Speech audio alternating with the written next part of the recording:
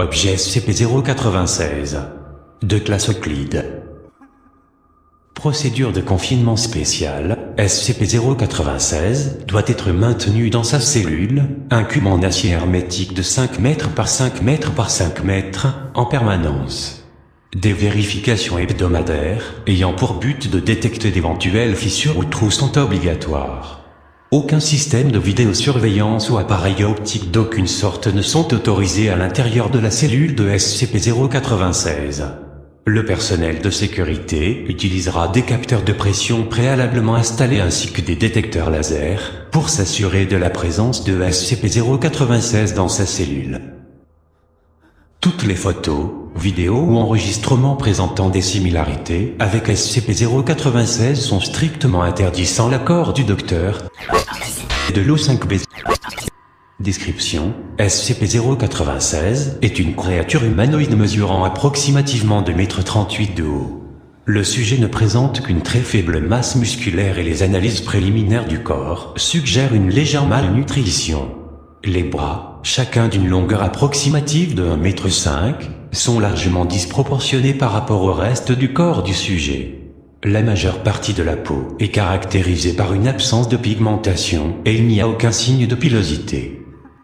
La mâchoire de SCP-096 peut s'étendre jusqu'à 4 fois plus que celle d'un humain ordinaire. Les autres traits du visage restent similaires à ceux d'un humain ordinaire, à l'exception des yeux, qui ne présentent également aucune pigmentation. À ce jour, il n'a pas été déterminé si oui ou non SCP-096 est aveugle. Il ne montre aucun signe de fonction cérébrale développée et n'est pas considéré comme étant doté d'une conscience. SCP-096 est normalement extrêmement docile, les capteurs de pression à l'intérieur de sa cellule montrant qu'il passe le plus clair de son temps aéré près du muret.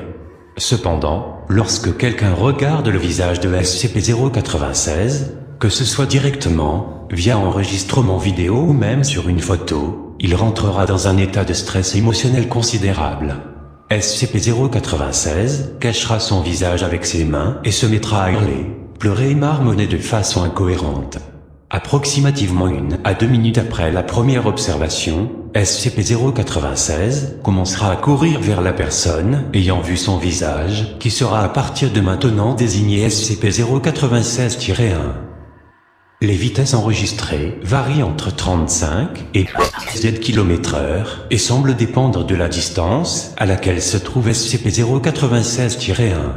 À l'heure actuelle, aucun matériau ou méthode connue ne peut entraver la progression de SCP-096. La position actuelle de SCP-096-1 ne semble pas affecter la réaction de SCP-096. Il semble avoir un sens inné de la localisation de SCP-096-1. Note: cette réaction ne se produit pas dans le cas de l'observation d'une représentation artistique. Une fois qu'il aura atteint l'emplacement de SCP-096-1, SCP-096 procédera à l'exécution et à données supprimées de ce dernier. Dans 100% des cas, aucune trace de SCP-096-1 n'a pu être retrouvée. SCP-096 se mettra assis pendant plusieurs minutes avant de retrouver son calme et devenir à nouveau docile. Il essayera ensuite de retourner à son habitat naturel, données censurées. À cause de la probabilité d'une réaction en chaîne considérable, ce qui inclut une violation de la confidentialité de la Fondation et la perte de nombreuses vies civiles, la récupération du sujet doit être considérée comme priorité alpha.